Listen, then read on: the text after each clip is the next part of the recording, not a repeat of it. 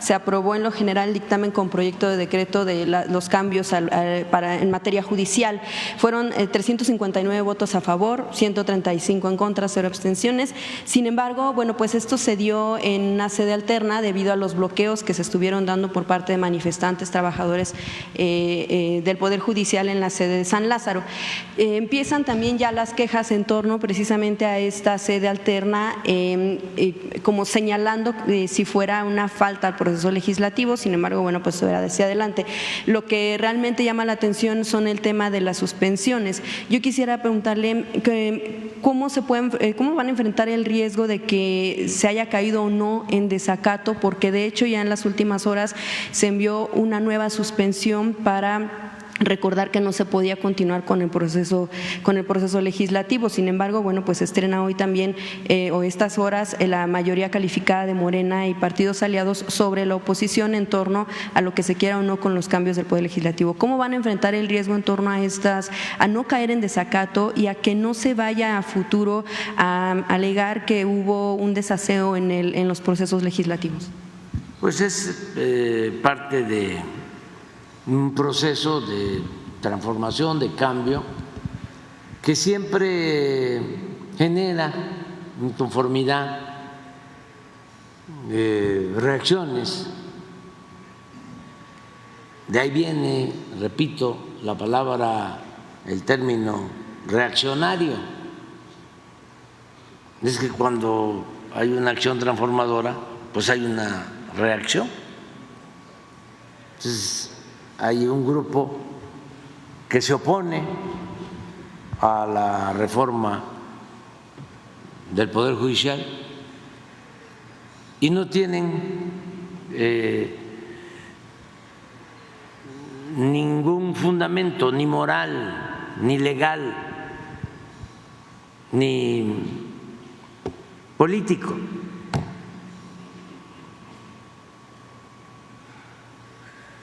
No tienen fundamento moral porque es de dominio público.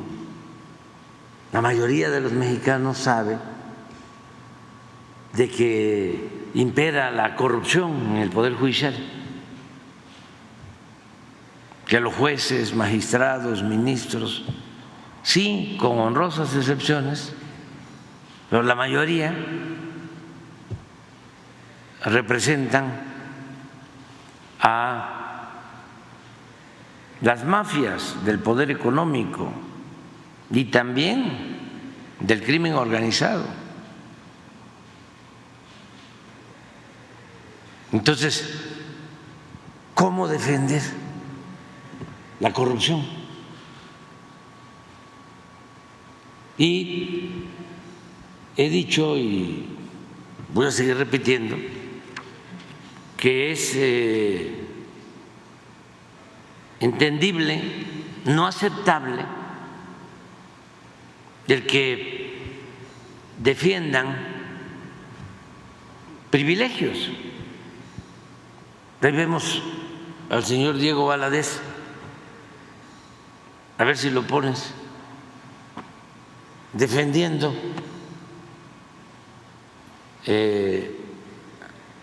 al Poder Judicial. Pues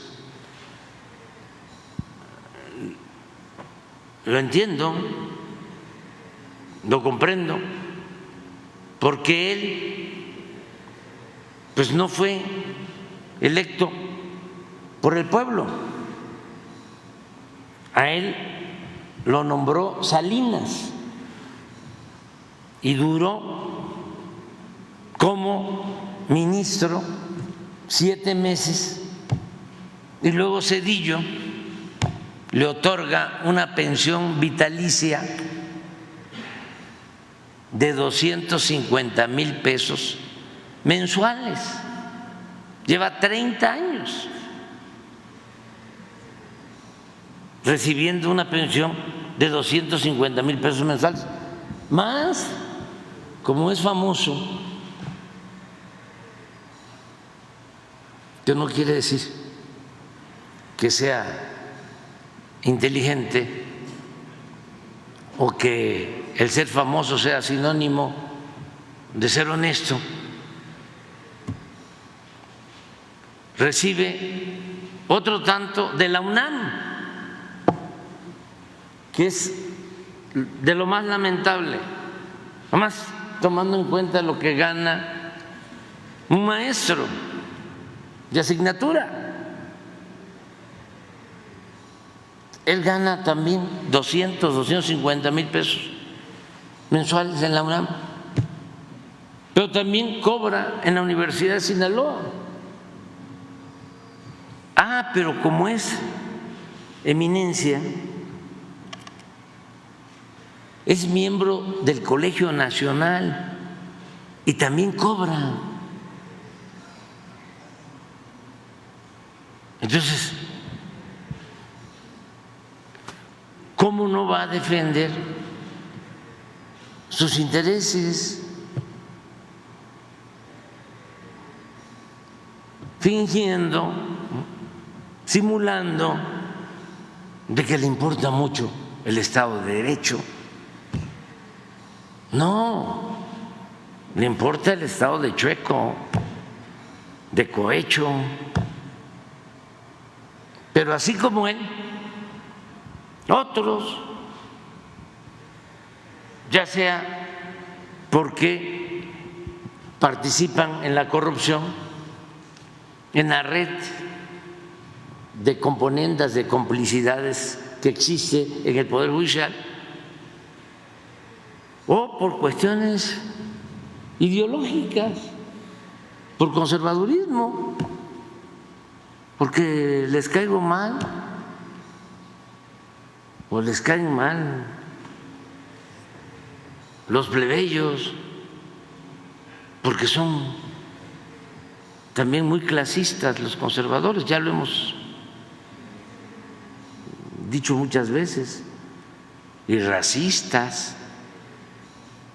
Entonces, bueno, es entendible, pero no tienen razón. Repito, moral, legal, la Constitución es muy clara, las leyes. Primero inventaron lo de la sobrerepresentación. Aguilar Camín se fue de vacaciones, un intelectual orgánico, que también es comprensible que esté enojado porque recibía dinero de los anteriores gobiernos. Ahorita vamos a poner cómo se llevaba con Carlos Salinas, cómo le ponía: don Carlos, ayúdenos. Y el dinero que recibía. Entonces, ese está muy enojado porque ya no existe esa corrupción, porque estamos en un proceso de transformación en el país que urgía, porque estaban destruyendo a México. ¿Y cómo se enfrenta una decadencia? Pues con una transformación, y sí, radical, entendiendo que la palabra radical viene de raíz, arrancando de raíz los privilegios, la corrupción. Y claro que esto molesta y se sienten afectados en sus intereses porque pierden privilegios. Pero todos debemos de poner por delante, por legítimos que sean, nuestros intereses personales. Siempre tenemos que pensar en el interés general, en el interés colectivo, en el interés del pueblo, en el interés de la nación, en mantener en alto la moralidad para que continúe la fama de nuestro gran país, México.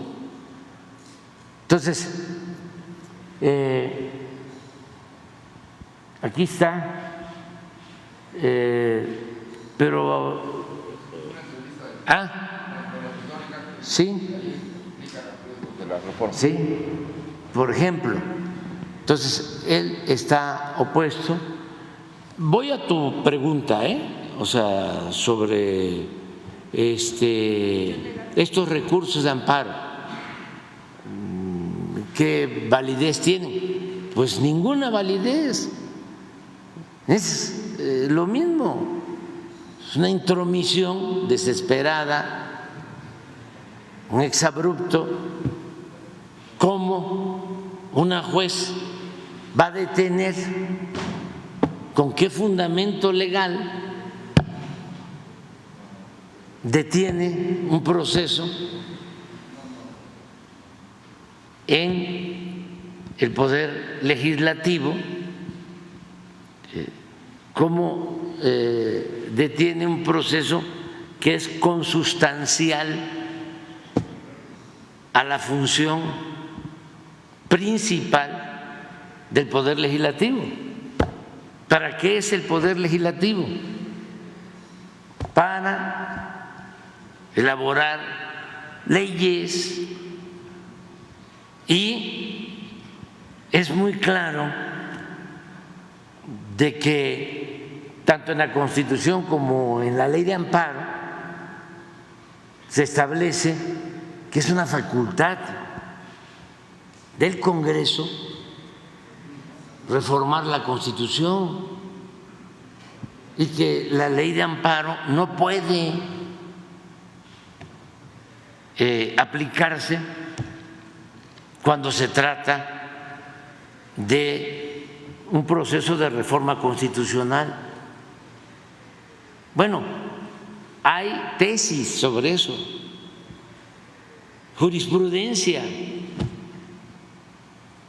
pero ellos están en un plan de querer entorpecer la vida pública del país, provocar inestabilidad. Pues no va a suceder nada, no está sucediendo nada, porque el pueblo de México es un pueblo muy consciente, muy politizado. Ayer se manifestaron muy pocos, y qué bien que se manifiesten y que hoy vuelvan, y mañana y pasado. Y ayer, imagínense, los ministros de la Corte deciden ponerse en huelga, también sin ningún fundamento legal. ¿Apoyaría que sea sin remuneración? Con goce de sueldo, porque cuando hay una huelga en una empresa, los trabajadores, después de hacer un procedimiento ante tribunales laborales,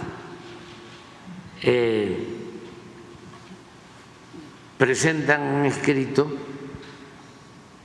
un emplazamiento a huelga. Hay todo un procedimiento que establece la ley y puede llegarse a una conciliación entre las partes, hay prórrogas, y ya, si no hay opción, pues se declara la huelga, pero a partir de ahí ya no se cobran salarios. ¿Apoyaría, presidente, que permíteme, se haga es que esto es muy interesante. sin remuneración? Sí, no se cobran los salarios. Tan es así que cuando se levanta la huelga, cuando se llega a un acuerdo, uno de los puntos de la negociación es si se pagan los salarios completos o una parte. Así es, se sabe. Pero estos señores que son los principales, deberían ser los principales guardianes, defensores de la Constitución, de las leyes. No hacen nada de eso, sin ningún fundamento legal, y declaran que están en huelga. Yo aquí abro un paréntesis y diría que hasta descansa uno, porque es parte de mi experiencia cuando estuve en la oposición y las cosas eran distintas. Entonces había el bloque PRI-PAN mayoritario. Esto de que cambian la sede, todas las reformas privatizadoras que se aprobaron en el tiempo del periodo neoliberal por el PRI, por el PAN, se aprobaron en sedes alternativas, en Banamex, en la madrugada. Nada más que todo eso se olvida. No vamos a escuchar a Azucena Urestegui hablando de eso, ¿no? O al propio Ciro, López Dóriga, Lore de Mola. No. Ese les olvidó. ¿Cómo aprobaron la llamada reforma educativa? La aprobaron en San Lázaro. No. ¿Cómo aprobaron la reforma privatizadora en materia energética? Lo mismo, una sede alterna. Entonces, nada más que ahora se convirtieron en paladines de la legalidad.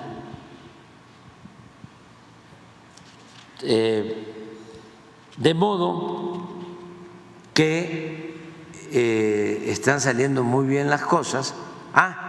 Y les decía que cuando estábamos nosotros luchando en favor del pueblo, en contra de esas reformas, que en realidad eran contrarreformas, porque todas esas reformas aprobadas por el PRI y el PAN en el periodo neoliberal, todas fueron en contra del pueblo de México y a favor de una minoría rapaz, los mismos que ahora no quieren estos cambios. Bueno, pues cuando tenían mayoría los conservadores, y era una aplanadora, y nosotros éramos oposición. Recuerdo de que yo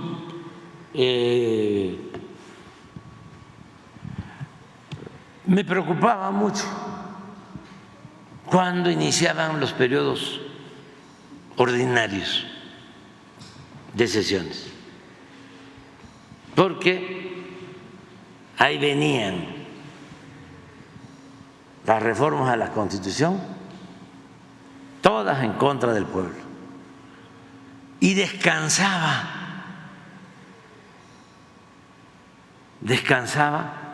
cuando se terminaba el periodo ordinario y iniciaba el periodo de receso,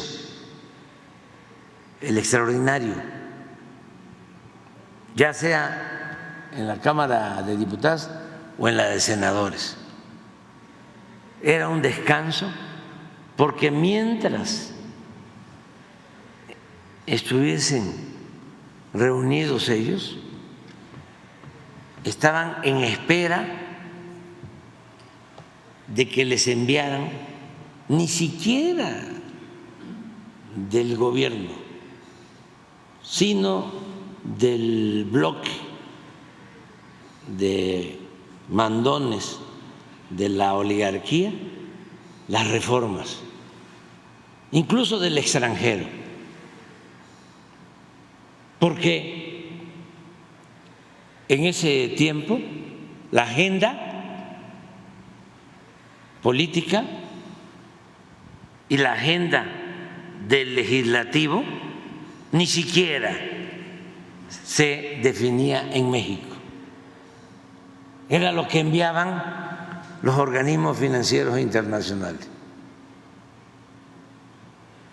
y que se aplicaba en todos los países del mundo, las llamadas reformas estructurales, la privatización del petróleo, la privatización de la industria eléctrica, la privatización de la educación, la privatización de la salud, el congelamiento de los salarios.